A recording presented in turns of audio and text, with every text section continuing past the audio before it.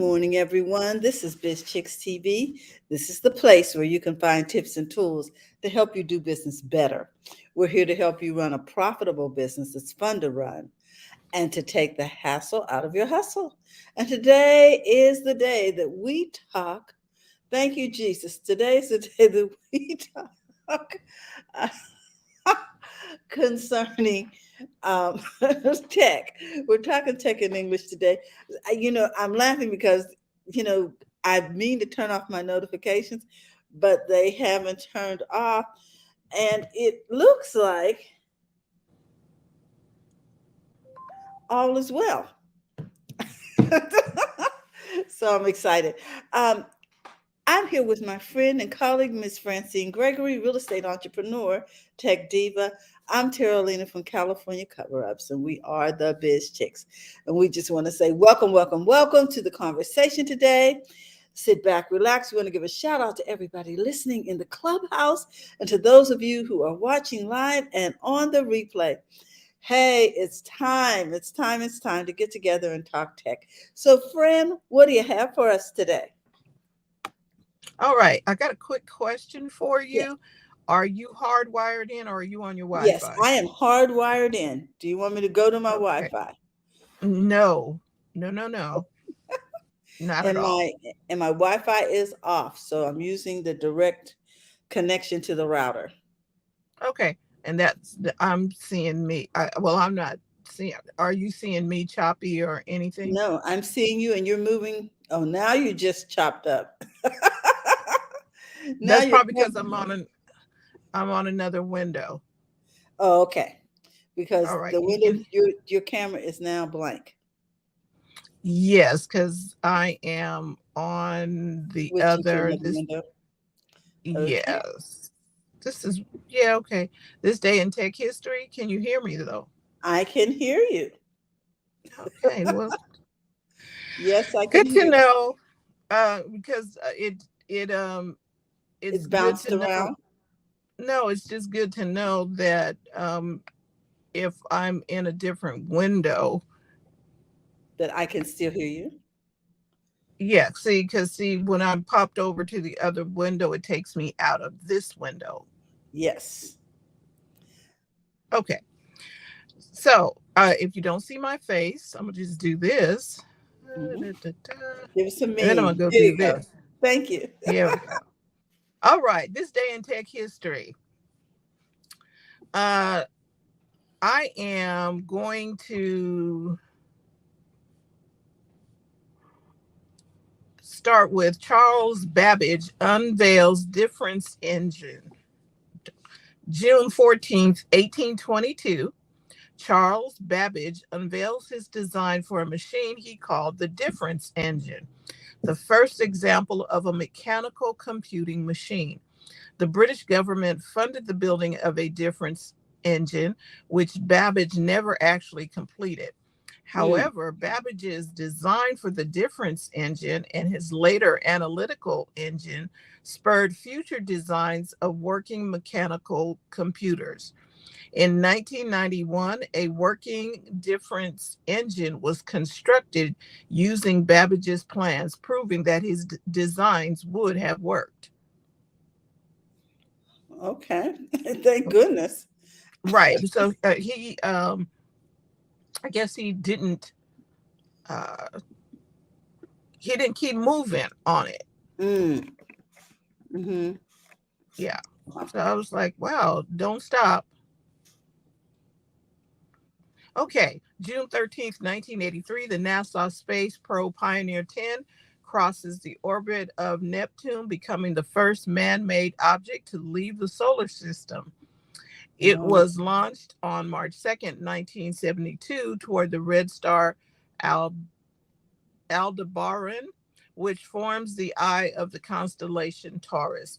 The last contact with Pioneer 10 was January 23rd, 2003. It might have something may have changed because this is an older story. mm-hmm. Um, okay, June 15th, 2006, Bill Gates, chairman of Microsoft, Steve Ballmer was the CEO at this point, announces that he will transition out of his day-to-day role at Microsoft by July 2008 in order to dedicate more time to the Bill and Melinda Gates Foundation. Ah, I like that. Having your time freed up to do the things you love. That's really why we're in business. Mm-hmm. Mm-hmm. June 16th, 1903, Henry Ford incorporates the Ford Motor Company with 10 investors and $28,000.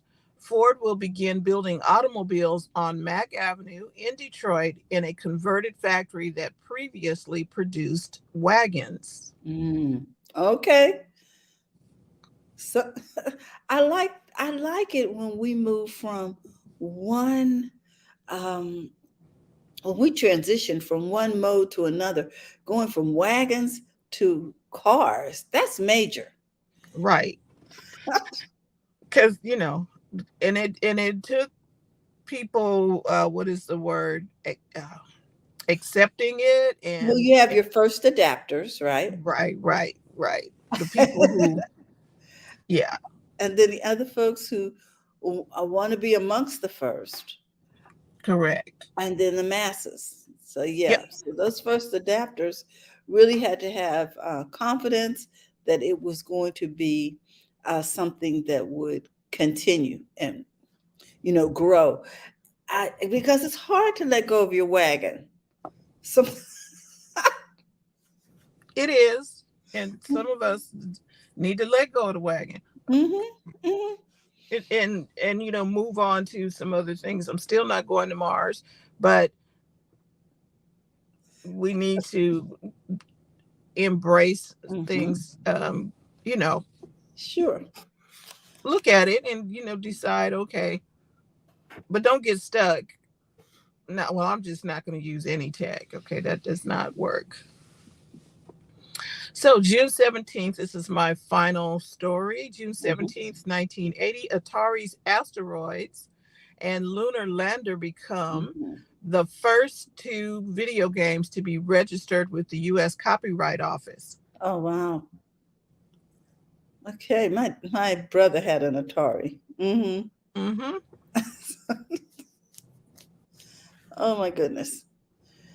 In fact, So, we had Pong. I don't know if anybody even remembers that. That was the beginning of the fact that you could actually use a computer to play any kind of game. Yeah. yeah, Pong, Asteroids, all of those. Yes. And All right. anytime there's something new, it's going to be a little clunky when it first comes out. But as it develops, it gets more and more user friendly.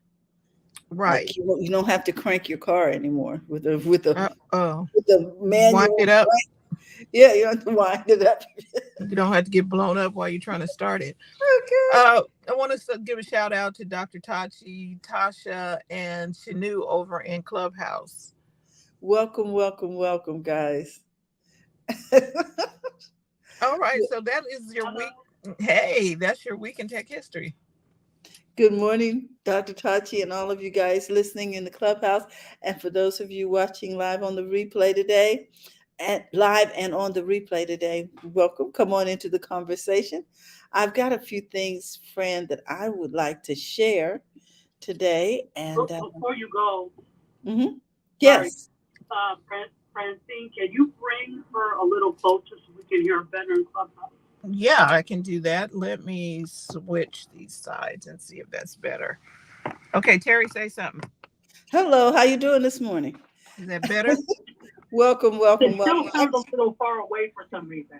I can also speak up. How's that? Is that better too? No, because I'm on my iPad. That might be Okay. the reason. Well, okay, I'll be quiet then.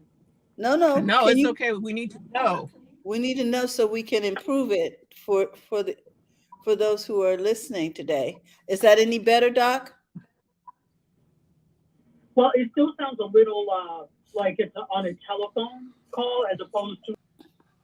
Like To our normal. we're in We'll a be good tunnel. today. It's a different setup, so don't worry. Okay. All right, just make sure that you let us know if you get where you can't hear us or it's not, um, what do you say, if it's jumbled or anything, let us know. And we'll Clear. do, If it's not clear. yeah, Okay. that's the word I was looking for, clear. I'm looking for my Okay, speaker. guys, today I want to talk about two things to see how you feel about this. And my question is, would you buy your meat from a vending machine? Okay, she's starting stuff again. I'm just saying. I'm good. I have a little video here. I was really fascinated by this news report here in Sacramento. Do I see what is it? Oh, that's the window. Okay, let me go here and make sure that this window is on full view. So I'm like, what is this going down the side of this?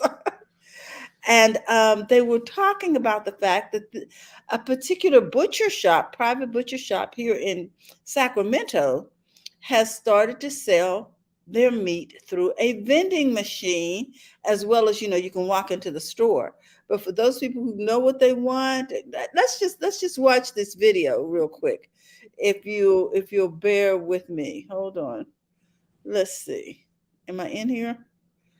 Nope. This is the one I want to start. Okay. Yes, and there's definitely more to this than what meets the eye here right now. It's all covered in butcher paper, appropriate, right? But underneath is a vending machine that is designed to meet the needs of this butcher shop's customers.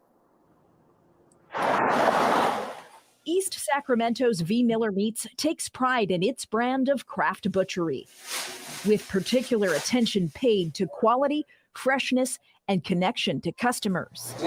The shop now taking its offerings to the street 24/7. It's the same quality, it's the same beef, it's the same animals, it's the same ranches that we use, that we sell with confidence every single day. Owner Eric Veldman Miller rolling out a one-of-a-kind vending machine. The cool thing about this machine is it's built just for meat. That's accessible to customers even when he's not. It's just a continuation of the butcher shop. Hoping those in the market for meat will come to rely on what's dispensed being a cut above what they could get at just any corner store. Like beep, beep, beep. Shopping's done. Ideal, Veldman Miller says, for purchases when people know exactly what they're looking for. You don't have to talk somebody into buying ground beef. You don't have to talk somebody into buying a ribeye. Or when their precious time is at stake. If there's a big long line and all you need is some ground beef, it'll save you a little bit of time. Machine security, well done, according to Veldman Miller. It's locked in 3 different places. There's no cash in there. The thing is a tank. Putting a sledgehammer through it, probably not happening. And the machine's wired to the shop's alarm system. So any shenanigans are going to get alerted. It'll wake me up in the middle of the night and I'll come down. Product freshness, also a factor. Nothing will be in the machine for longer than 7 days. Everything placed and purchased is vacuum sealed and accounted for. I can look at what's selling, what's not selling, what we would need to rotate. So no more racking his brain on how to enhance his customers' experience. Veldman Miller thinks this vending machine will meet their needs. Doing this, I didn't want it to be a pain in the butt. I just wanted it to work, and I wanted to be able to sell some more meat, and I wanted to be able to get more customers our products. And if customers get hooked on the meat machine, V. Miller Meats may soon pop up in other places. We hope that this will be successful to the point where we can actually spread them out around town a little bit more. A company called Applestone Solutions makes this machine, and unlike your standard soda or snack machine, this one reports sales in real time. It tracks weight, price, expiration dates. Okay, so my question is, what do you think of that? Would you buy meat out of a vending machine? Oh, dear. Proper temperature. We're talking raw meat. We're not talking a cooked hamburger, guys. Okay, we got Dr. Taji. Doc, what do you think? Oh, dear. Okay.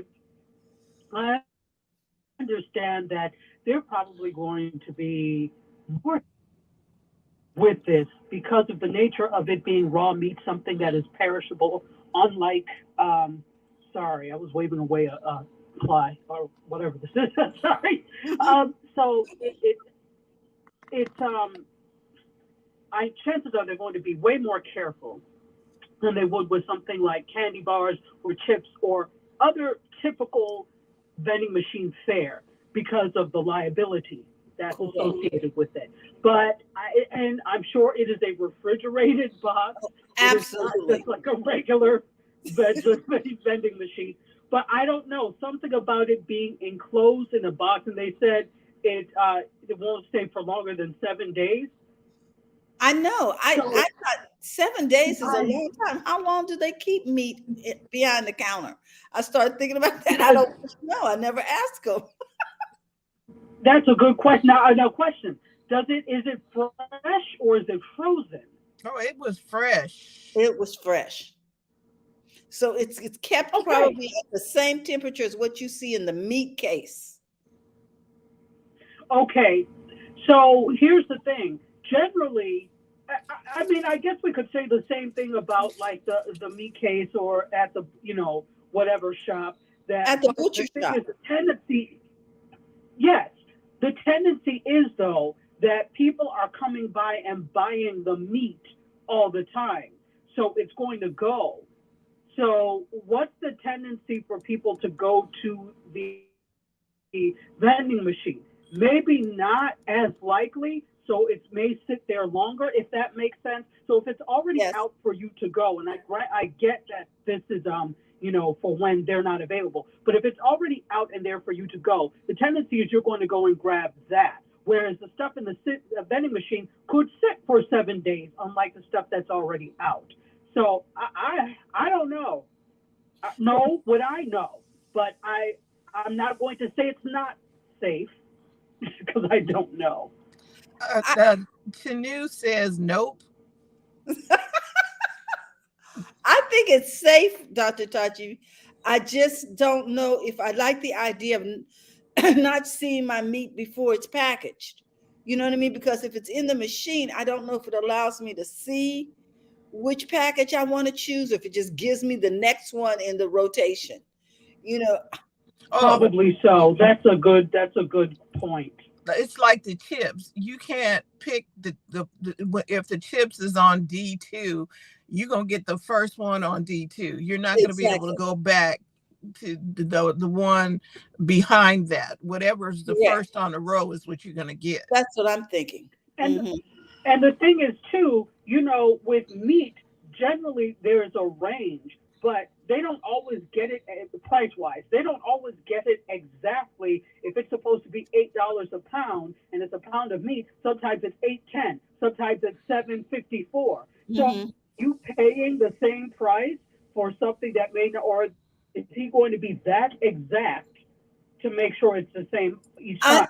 That could end up being problematic. Go ahead. I think because the machine was custom made for their shop, I'm sure, and it gives out all kind of reports. There was some more details later in the article, but it gives out all kind of reports, all kind of system data. I'm sure that it allows them to weigh and sticker price the food because you're paying by card. So I think they have already packaged it, put the label on, and put it in the machine. And priced it, yeah. But how do you pick which is the one that you want? That's my because thing. There's going to be different prices. Right. I don't think you can rotate can you rotate the carousel or something? I don't know. I think you're probably, I haven't seen the machine in person, but I'm thinking if you program it and say, I want 2 pounds of ground beef, okay, that all of the ground beef will probably show on the window, because remember, it's like that window where you pass by in the store and they had the advertising on it, or the kiosk at McDonald's that they've been making us use for the past 3 years. Okay, so you get that window probably of what's in there and the prices, but I doubt if they're going to take a picture of everything every time they replenish the items. So you're picking from a menu based on what you're ordering, I would think. Like if you want, because it's not just ground beef, it's chuck roast, it's sausage, it's what whatever he's got going on the inside of the shop. You can now also buy some form of it allegedly through this machine that is right outside the front door. So if you want hamburger in the middle of the night, I guess you can run by there and get fresh. And that was my thinking. Okay, how much convenient is it? Unless you have like lines out the door. And people don't want to wait.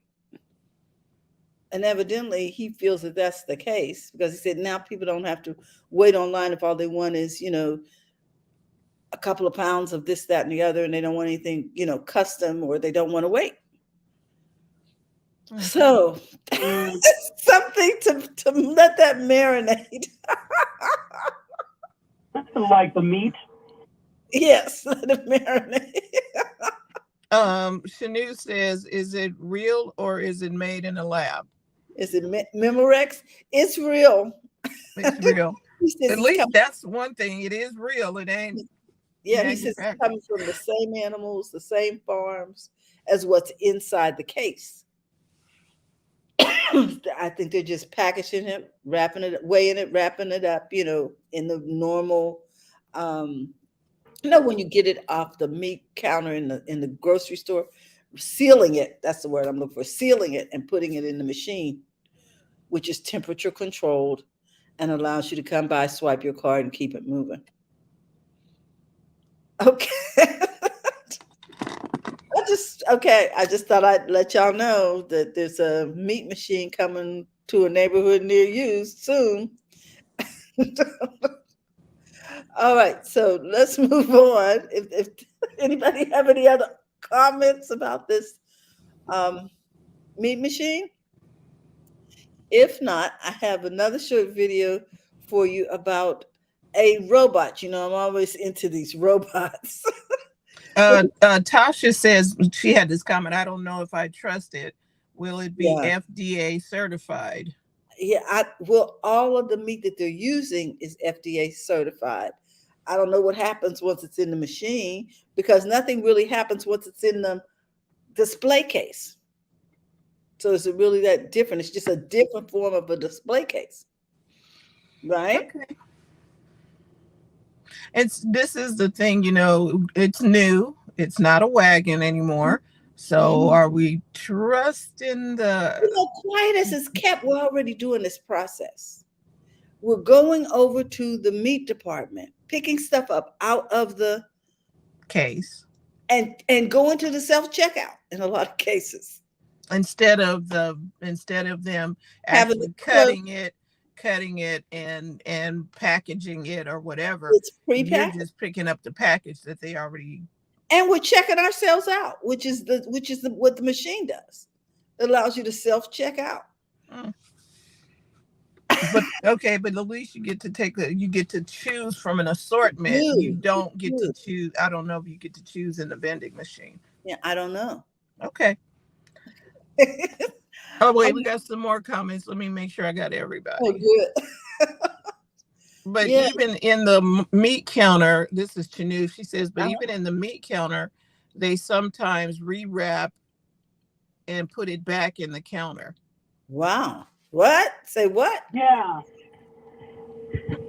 Yeah, they do. I mean, it's not like we can trust the other meat either necessarily. What we got going on right now? Nonsense that's now in the vending machines.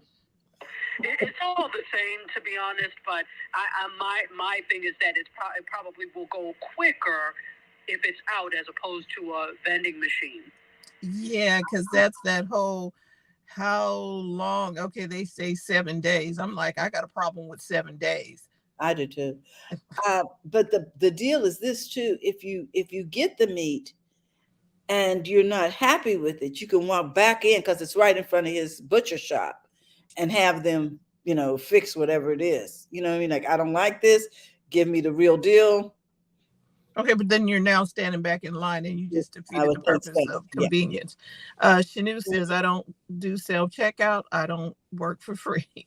I'm feeling I it. hear that. I Although I like self-checkout. I actually like it. You know, I Yeah, don't I like like self it. checkout too because I don't have to. Yeah, I don't have to deal with all of, if you just need to get in and swipe and go. Yeah. Yes. Because there's a whole bunch of canoes that are in line, and I'm like, I can bypass them all by doing It's it okay, myself. Tanu. I'm in line with you, girl. I mean, like, look, okay, I'm kind of done. It reminds me of when they started making you pay to see the teller. No. Okay. So here we go. Here's another story that I want to share with you. And this may touch Dr. Taji's heart because she's down there in Florida. We're in California. And this is about an electric robot that may very well help us out. So let me share this video real quick. Share my screen. Could this be the ultimate computer? Oh, here we go. All right, let me go full screen on this. Can you guys see that? It's a little robot in the sand. Okay. Yes, he's in the sand, and I'm going to play the video. Fully electric robot that cleans beaches, gathers data, and serves as an important reminder. Let's get into it. Keeping beaches clean requires a lot of work. Even with a diligent crew of heroic cleaners, some small bits of plastic will still slip through. That's where Beebot comes in. Beebot was developed by marine manufacturer Paralu Marine, and the first American Beebot was purchased by ocean cleanup company 4Ocean. Is the first 100% electric beach cleaner robot. Unlike a Roomba, Beebot is not autonomous. It works with a remote control. The artificial intelligence is not reliable at the moment. On the beach, there are a lot of families. We want to make sure that the Beebot is safe. A remote operator can control Beebot from up to 300 meters away. As it goes, Beebot sifts through the sand, picking up small bits of trash and leaving a clean strip of beach in its wake. This sifter has a vibrating tray. It digs in the sand and it vibrates to let the sand through, and at the same time, it keeps all the trash. Because protection of the ecosystem is Beebot's main goal, the design of the robot allows it to maneuver these sensitive areas without causing damage. We want to make sure that, first of all, like Beebot doesn't cause beach erosion. It runs on tracks. So basically, the weight of the Beebot is spread on those tracks. Whereas if you have like a beach cleaning truck or tractor, you have all the weight that's on the wheels, so it puts a lot of pressure on the sand. That's the first thing. The second is Beebot doesn't dig as deep as the traditional beach cleaning machines. 4Ocean says a single Beebot can clean up to 3,000 square meters of beach in an hour. That's 7 basketball courts worth of beach. But Beebot doesn't stop there. As it gathers trash, it can also gather data about what sorts of trash are the most prevalent in a given area. So we team up with universities, and what they do is they analyze and quantify the trash that you collect. If you want to convince people to change their habits, you need to show them facts. First, we can change behaviors, or at least try to change behaviors. And the second thing also is we can put some pressure on the public authorities to change the laws when it comes to single-use plastics.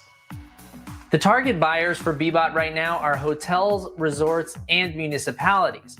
The hope is that in addition to cleaning up after us, Beebot will also be a firm reminder of the persistence of plastics and other pollution damaging our precious marine ecosystems. Beebot is a constant reminder for the people that we have a problem of littering. Beebot isn't the only environmental cleanup tech offered by Paralu Marine. It's the first in a whole family of devices called the serial cleaners. Other devices include the Pixie drone, a floating remote-controlled drone that can gather both solid and liquid waste, and the Invisibubble. I wanted to stop the video because I wanted to talk about that robot that cleans the beaches. I'm going to have to be off screen, but I do want you to know that I'm getting ready to meet with my plumber, and I'll be right back. All right. So this whole thing with the beach situation, the main problem I'm seeing, I like the fact that there's a beach cleaner, but the problem is it is not the beach cleaner. It's these people leaving crap on the beach. If you, oh my gosh, go ahead. No, I agree. I think that is super cool, and you're right. That we're both, all three of us, were in areas that are beach areas. I actually live a mile from the beach, and so to see, there are a lot of people that visit all the time, and especially after larger events. You know, there's this massive cleanup effort, or trying to clean up massive amounts of trash. But so you're absolutely right. The problem is the mindset of the individuals, because you can have this robot clean up every 5 minutes, but is it then just oh well, I can just leave it here because the robot is going to come and clean it up? So there needs to be other things in addition to that. You need to have adequate amounts of trash receptacles nearby so that people can get rid of their trash. You need to put some things in place, like, I mean, you can't tell people no glass or whatever usually with those things, but you can put some things in place that would make people think twice about what they're doing. So fines as well for people who are seen littering.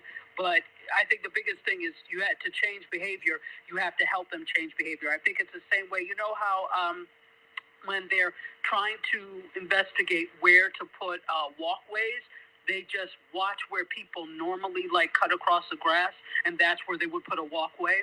Right. So you kind of have to watch the behavior and see, you know, okay, where are they likely to congregate? Okay, that's where we're going to put a larger trash receptacle, or more than one. So just thoughts. Right. I think it's what you said about putting the receptacles there to make it convenient for people where they don't have an excuse for dropping it or leaving it. And then I'm like, okay, so what does your house look like? Because if you saw the picture that was on this beach thing, I'm thinking to myself, what are you doing? I can remember seeing that commercial with the Native American, with the tear coming down his face because there was trash all over the highways. Yes, I remember that. And wasn't that supposed to be, wasn't that Iron Eyes Cody? I think so. Okay.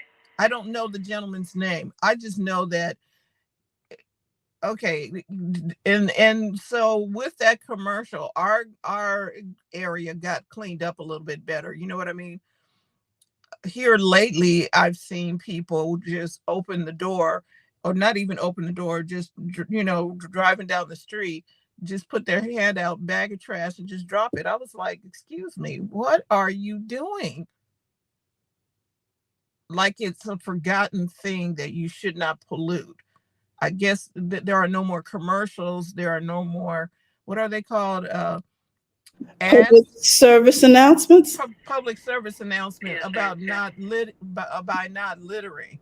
You know, Smokey the Bear is not telling you too can prevent forest fires. So people just go up there, smoke, drop a match or something, and now we have forest fires everywhere.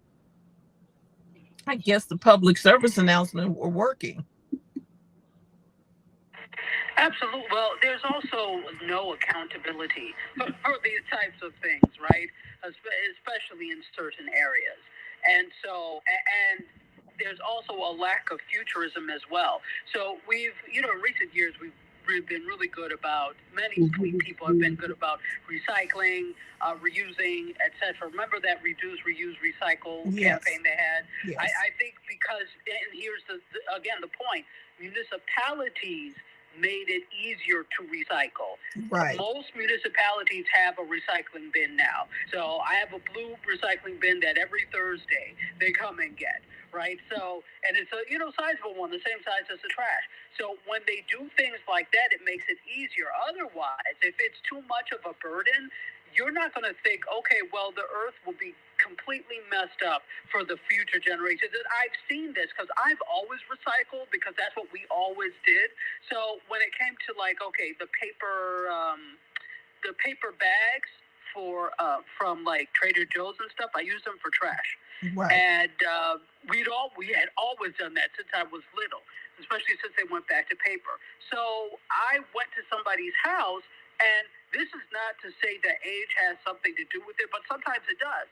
Because if you're the generation where you just threw everything away and you never made the change, like she was, she was a boomer, so they threw things away.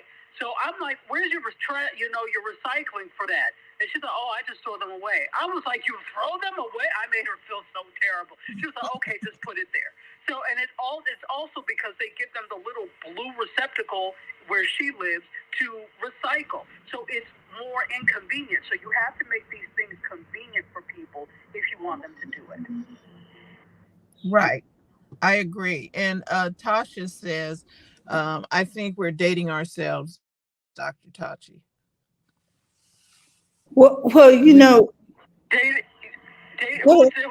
ourselves? Tasha said we're dating ourselves. We were talking about the commercial with the Indian.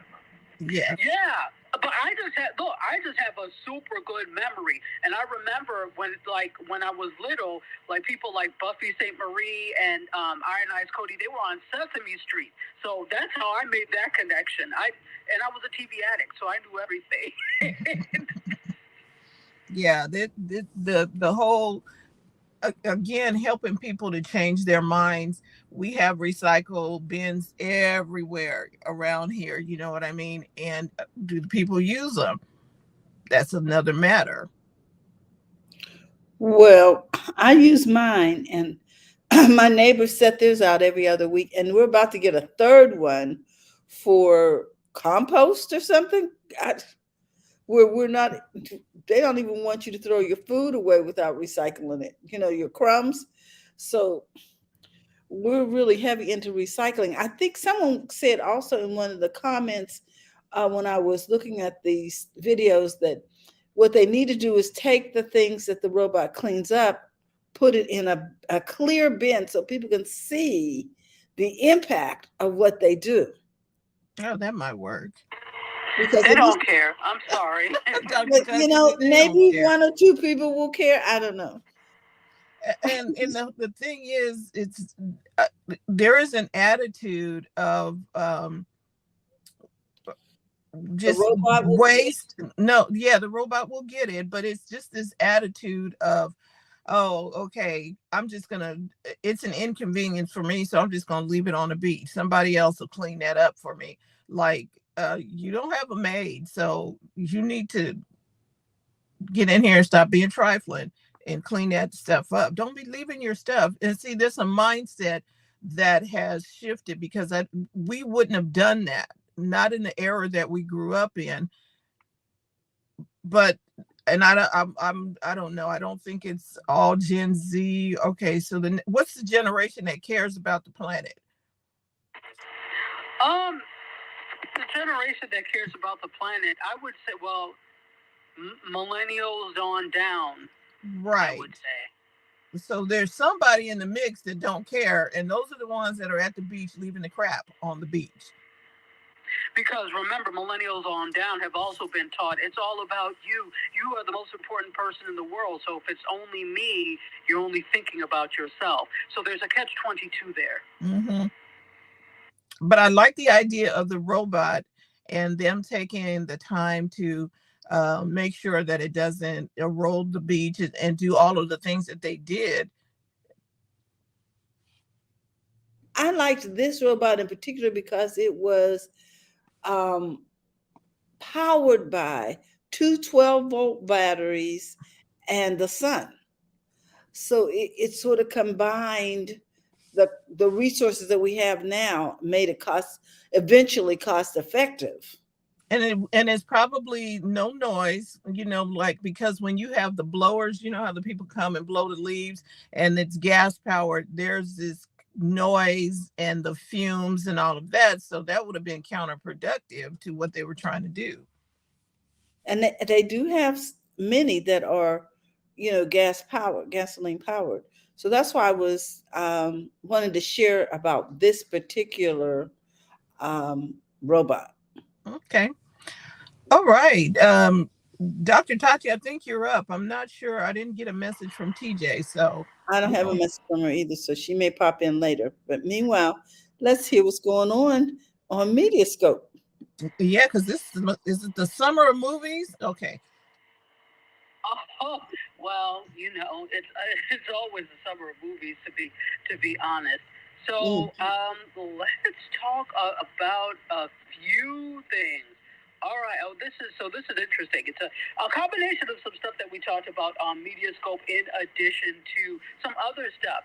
So, don't know if you know, but Monique has settled her pay discrimination lawsuit with Netflix over the lowball offer for her comedy special. If you remember, was it last year or 2 years? No, 2019 actually. She brought this lawsuit about because she was supposed to do a 1-hour comedy special for Netflix.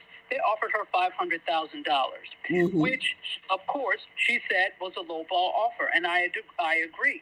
And actually, according to the lawsuit, it listed several comedians and their Netflix salaries, and that suggested that she was offered less because she's a black woman.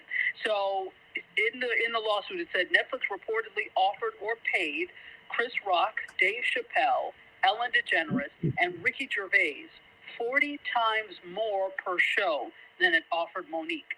And it offered Amy Schumer 26 times more per show than Monique. In short, Netflix's offer to Monique perpetuates the drastic wage gap forced upon black women in the American workforce. So, this is the interesting thing. It's settled, and they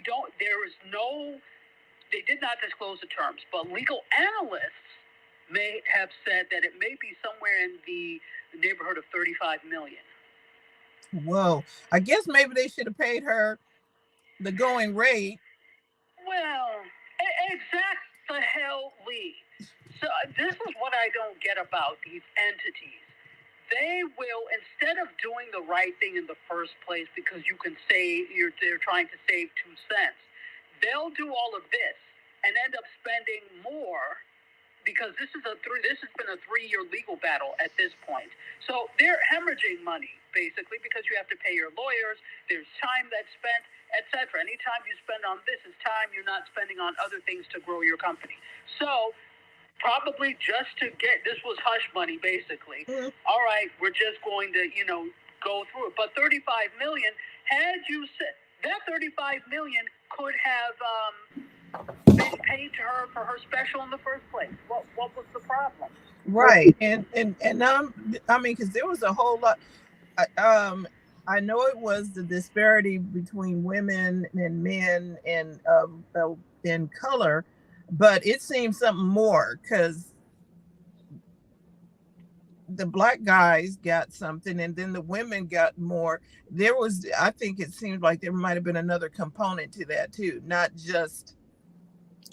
Well, I'm going to tell you, having worked for the Pennsylvania Human Relations Commission, which is the equivalent to EEOC, we were the State Department. It is about gender, race, and the disparity of wages. There's always been colored wages in America. Right. I agree with that, but I thought there was something a little bit more because when Dr. Taji was talking about how the guys who were African American, they got paid more, but then the kings of comedy. No, I don't know who. There was just a bunch of guys. Yes. And then the lady that was not the lady Amy Schumer, she got 26 times more. Okay, so that's definitely so it's all wrapped up into the thing, but I'm saying just to offer 500,000 compared to it's something else. And the audacity of the fact that Netflix thought they could get away with it. And often what they'll do is they'll use the popularity of a performer in terms of, oh, well, they're more popular and that's going to get more eyes, etc. Okay, so here's the thing with this. They paid Dave Chappelle for that one comedy special that he did more than it cost to produce the entire first season of Squid Game. Squid Game is one of the most popular shows on on Netflix, and one of the most watched. At one point, it was the most watched, right, until they come up with something else. So I think currently now it is the most watched program on YouTube, Squid Game. So that 86 is your theory on, more eyeballs when you look at it in that sense. Right. So, you're just coming up with stuff to protect you, which means you're not forthcoming and honest. But this is the interesting thing, because they were vehemently against her conception that it was racism and sexism that did this. And when the lawsuit was filed in 2019, they said this: "We care deeply about inclusion, equity, and diversity, and take any accusations of discrimination very seriously. We believe our opening offer to Monique was fair, which is why we will be fighting this lawsuit." So this is what they told the Wrap in 2019. Well, 3 years later, I guess it all became too much. And you're willing to, because if you really did not do anything wrong, you would keep fighting. But on its surface, you can see when you have comedians that are paid millions, and you come up with a measly 500,000 for not even 7 figures. You shouldn't even be offering less than that. And the thing is, this is not the only person who's been lowballed. She's a high-profile person, but I've talked to people who are filmmakers, and Netflix offered them like $1,000 for their movie. So, and they're not high-profile necessarily, but they're filmmakers. Yes. Sorry. So if you don't know and understand your value, and just because apparently somewhere somebody accepted it and they thought that was, we can just offer them this. They sell it with the thing that you should be grateful to be in this arena, to be featured in this arena. You know what I mean, Francine? And try to make you do it just for the love of being in that space. And then begin to bully, I call it emotionally bully you, that you're not grateful. Well, this is the interesting fact that you bring this up. There is the attitude, you should be grateful that I'm even, as if they are the bag of chips. Monique, the whole reason that, if you remember, now there are people that are not necessarily rooting for Monique, because at times she's right in terms of standing up for whatever, but because it's coupled with taking down other people and calling them out sometimes not unfairly, this is why people are like, oh, she's complaining again. So sometimes you have to be careful which battles you take, because sometimes you're going to, when you need people to rally around you, they're not going to, because you're always saying something. So that's just one thing. But I happen to think in this case she's right. And in the case of Precious, if you remember what they wanted her to do initially, there was a whole uproar about the whole thing in promotion of Precious. She refused to go to Cannes to go and promote the film because they weren't going to pay for like lodging and other things, but they did pay. They were going to pay to fly her over there, but not for the other things. And so she was like, I'm sorry, I'm not going to go because I'm not going to pay. And she shouldn't have to pay for those things. If you want me to promote your product, you need to pay me all the way around. But this is how that's just a large scale of it, but this is how companies get away with that type of thing. I'll tell a quick story. When I was teaching at my former university, I taught in the islands.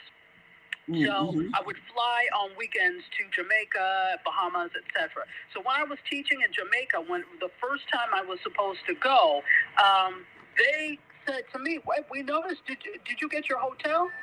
I was like, I'm sorry, what do you mean did I get my hotel? Aren't you supposed to? Oh, well, usually faculty will buy a credit card and then we reimburse them. Which I quickly said, oh, well, then I'm sorry, I can't go.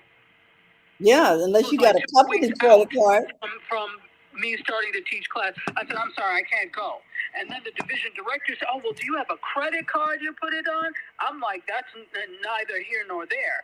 What's happening is, if you all pay me back late, then I then incur a fee on my credit card. If this is what you want to do and you say you want to do it, have the money to do it and pay for it. What I don't like is when companies, whether it's uses their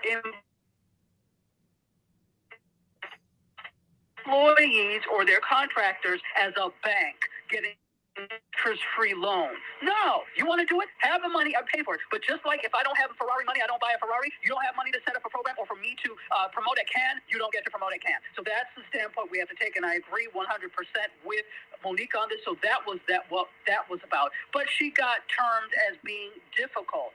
That doesn't mean it's an unfair thing, because she can be difficult at times when it comes to calling other people out. Nobody wants to work with someone like that. But when you're standing up for yourself, that's not being difficult. That just means I'm not going to take your rubbish. So that's what's happening there. Sorry, any other comments? No, that was insightful. Continue. Fantastic. All right. Well, let me talk a little bit about, since Terry is on sabbatical today, I'll talk also a little bit about social media, because that is media. So Snap is working on a paid subscription called Snapchat Plus. Here we go. So they're doing internal tests of a paid subscription called Snapchat Plus, which is apparently supposed to give users early access to features as well as other abilities. So in a statement to The Verge, a spokesperson, Liz Markman, said this: we're doing internal testing of Snapchat Plus, a new subscription service for Snapchatters. We're excited about the potential to share exclusive, experimental, and pre-release features with our subscribers and learn more about how we can best serve our community. So they posted some screenshots to Twitter, and Snap is also testing other features for Snapchat Plus, including the ability to pin one of your friends as your number one BFF, change the Snapchat icon, and see who rewatches your stories. Also, the price for Snapchat Plus is currently listed at €459 a month and €45.99 per year. So that's around $44.84 and $48.50 respectively. And of course, those may just be placeholders at this point. We don't know that that's actually going to be the thing. So according to Snapchat, to Alessandro Paluzzi, who is like a researcher, it seems that it's this.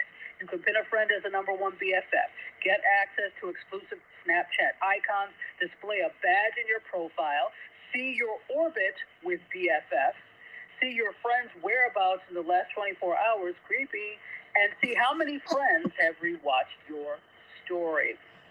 So they're working on that, but there is a Snapchat Plus coming to a Snapchat near you if you are interested in paying, which I'm not. So now we're paying to be beta. Or you're paying, you really have to be wanting to use this to pay for this, because I'm like, and my grandson doesn't have that money. He's 14. He's not trying to pay Snapchat. But I guess if you want to be exactly. I mean, this is another Twitter blue. Okay, there you go. Yeah. So we don't get our analytics unless we sign up for this. Well, you get analytics on Twitter without paying for the blue. But I'm talking about Snapchat. They said they're going to give you some kind of analytics, Doc. No, I'm sorry, say that again. Apparently, Terry was saying they'll give you your analytics if you sign up with the Snap Plus. I guess so. There was a sentence there about, they're going to give you some kind of special analytics or something in addition to whatever they got going on right now. I'm just like, why? I don't get. Why would it appeal to this demographic? Why would they sign up for that? So it didn't really say anything about analytics per se. It said abilities, which could include analytics on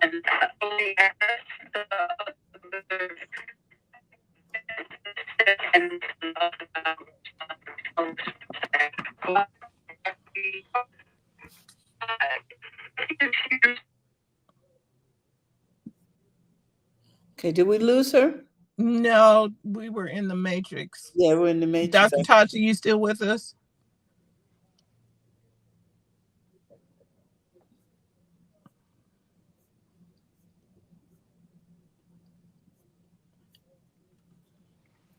Because my signal jumped. I saw my signal jump over here. Okay.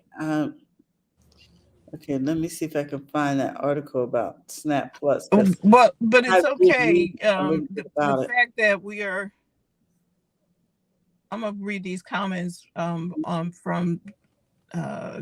the clubhouse, and this was dealing with the beach thing. She says, I live at gated communities. There are signs that say pick up after your dog. They still don't, because there are people who are just nasty. Thank you, Chanu. Let me see if Dr. Taji is. There are a fair amount of people that do that. Oh, there you are. There you go. And we're back. Okay. Mm-hmm. Okay. Both actively avoid the news, or do you seek out opportunities to listen, watch, or read the news? Say that again. Do you avoid watching or listening to the news or reading about news? Or do you actively look for opportunity? You're a news watcher or take in news. Okay, so you're asking this of the audience. Is that yes? Yes. Okay. And you? Oh, yeah. I do not actively go look for the news. I don't actively go out and look, let me go see what's happening. And I don't necessarily like, I'm going to avoid that like the plague either. I just, I'm kind of neutral. I'm like, okay. You're kind of neutral. So you don't at 6 o'clock make it your business to watch the 6 o'clock news. No. Or the 12 noon news, or read the morning newspaper, or scan the headlines on your computer. Not really. No, I do not. Okay. Well, you're not alone. Traditional news use is declining, but online news isn't making up that gap. According to Neiman Lab, they say we're finding that many people are becoming increasingly disconnected from news. Now, the pandemic did bring a bump in news consumption, but it's now fading away. And Oxford's Reuters Institute for the Study of Journalism found in their 2022 digital news report that this was the case this week. So it came out this week. They surveyed 90,000 people, over 90,000 people in 46 countries about their digital news consumption, and they found evidence of the potential leveling off in the numbers of people who will pay for online news. Well, if by leveling off you mean never, then I'm in that number. So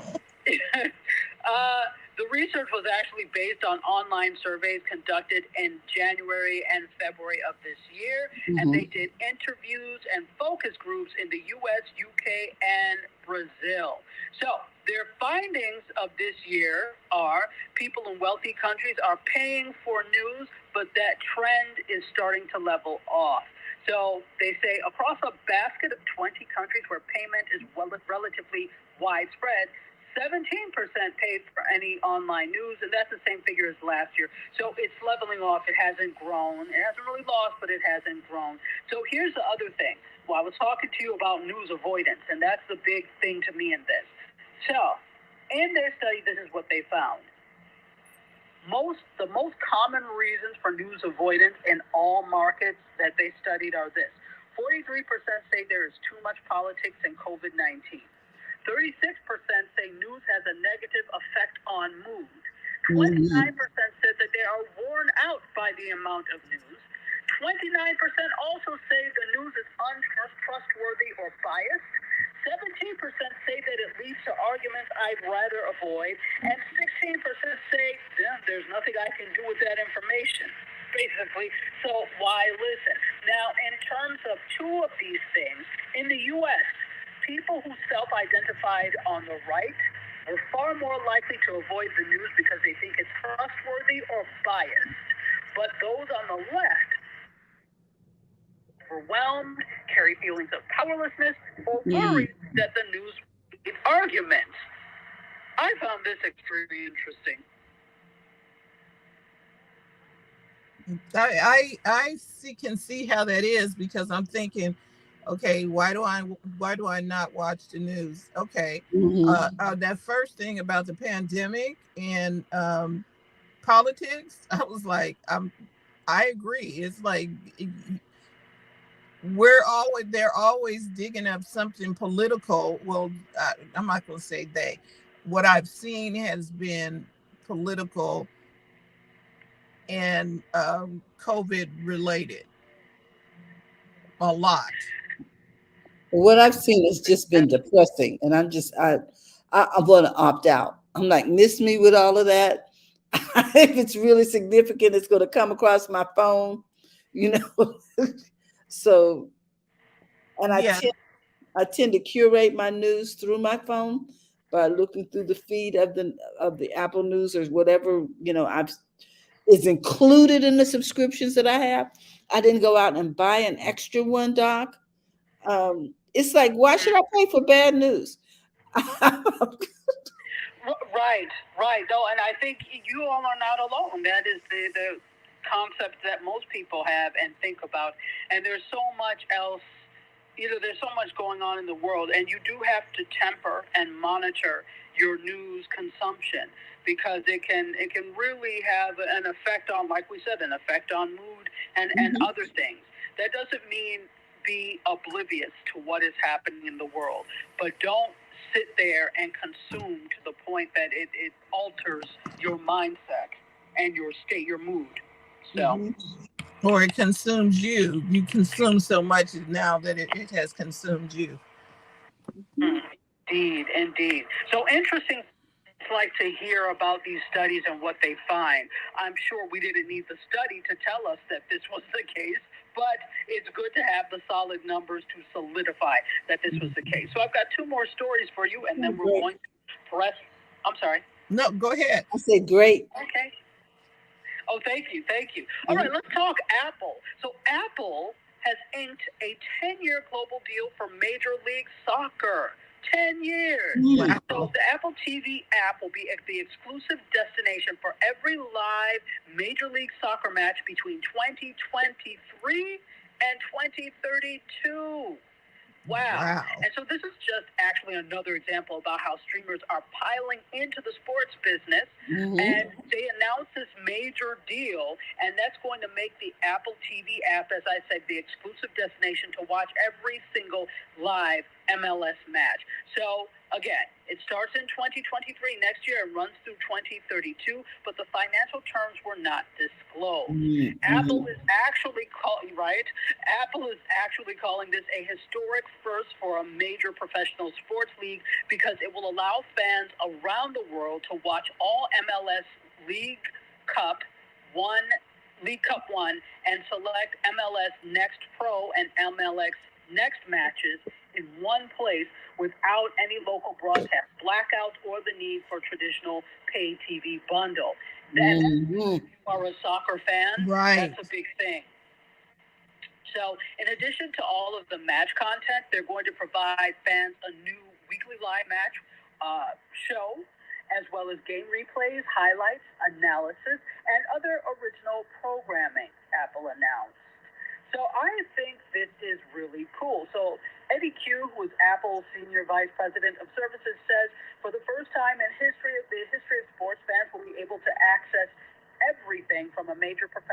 sports league in one place.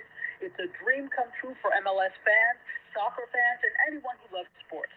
No fragmentation, no frustration, just flexibility to sign up for one convenient service that gives you everything MLS anywhere and anytime you want to watch it.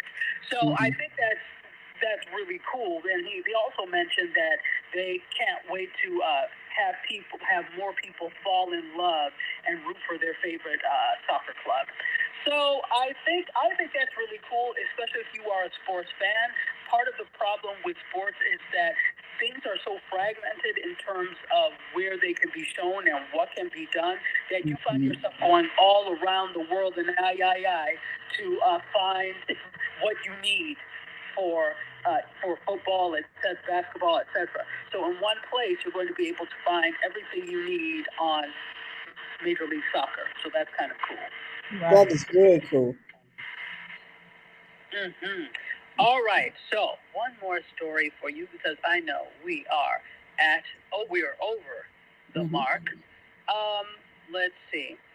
All right, let's do this. Let's talk about streaming and ads. This is a whole thing. I've been paying a lot of attention to AVOD, advertising video on demand services, because that's the way that these streamers, many of them, make their money. Look at Pluto. They have ads inserted. So they're making money from the advertising. So let's talk Roku.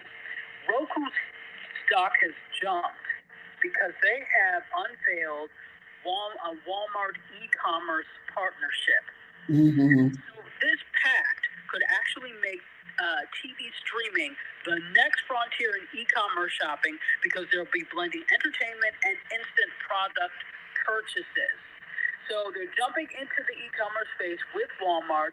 Just yesterday, they unveiled the partnership with Walmart to make TV streaming and online shopping closely tied. So, of course, it's entertainment being tied to an e-commerce store. So they're going beyond the QR code because if you look now, you see some things and they're asking you to use a QR code. So going beyond that, TV viewers will be able to use their remote device during a shoppable TV commercial to select a product and go directly to checkout using Roku Pay, which is a payments platform. Walmart will be the exclusive retailer to allow streamers to shorten the time from inspiration to purchase. They're trying to get you to impulse buy, right? If you have to think about it, you may not do it. But if it's quick and easy, you may. So as products are fulfilled, they're going to be fulfilled by Walmart directly on Roku's streaming platform. When you click OK on the Walmart checkout page, the order will be instantly done and emailed details will follow with shipping, return, and support information. Chief Marketing Officer at Walmart, William White, says this: no one has cracked the code around video shoppability. By working with Roku, we're the first market retailer to bring customers a new shoppable experience and seamless checkout on the largest screen in their home, their TV. So it's a pilot program. And because of this, shares were up for Roku were up $3 to $3.35, or just over 4%, to $81.93. So it went up $3.35 to $81.93 in after-hours trading yesterday. This is interesting. So Roku, as I announced last week, they really have a great ad platform. This is why it could be that Netflix is looking to acquire Roku. So as we talked about last week, so their ad buying platform is called OneView, and it's for TV streaming. They're going to have the exclusive ability to activate and measure shoppable TV ads with this partnership with Walmart. So if you thought you could just watch TV and not be influenced, sorry. And that's what I have for you today. Thank you, Dr. Taji. It sounds like we've come full circle with the TV thing. The commercials are still chasing us. They're still trying to get us. Yeah, we don't have any other way, and this is interesting. studying this, everybody's thinking subscription, but look at Netflix, one of the largest subscription services in the world, and they now have had to relent, and they're doing advertising simply because subscription services, you are too beholden to the whims of the subscriber. And now that we're going to, although I rebuke this, we're looking at some kind of recession. What's the first thing that's going to go?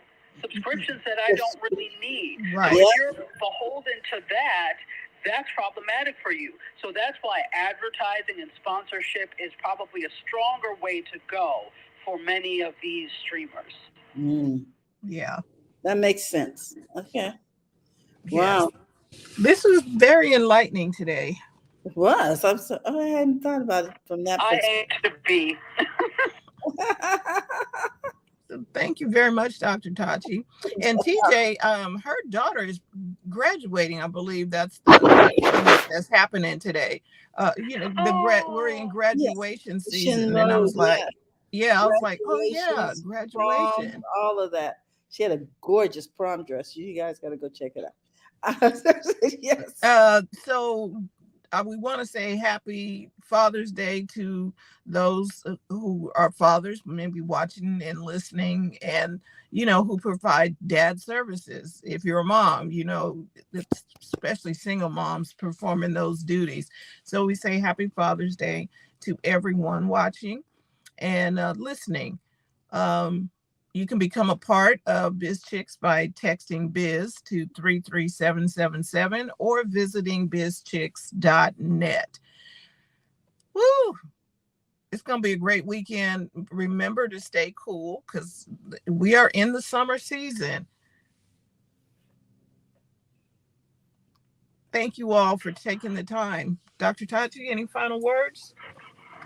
No, great show. Thank you for having me as usual. Thank you. And then Shanu and Euphorian and Tasha, thank you all for being there. And Terry? We just want to say happy Father's Day to everyone. And we want you to remember it's okay to make money in your business.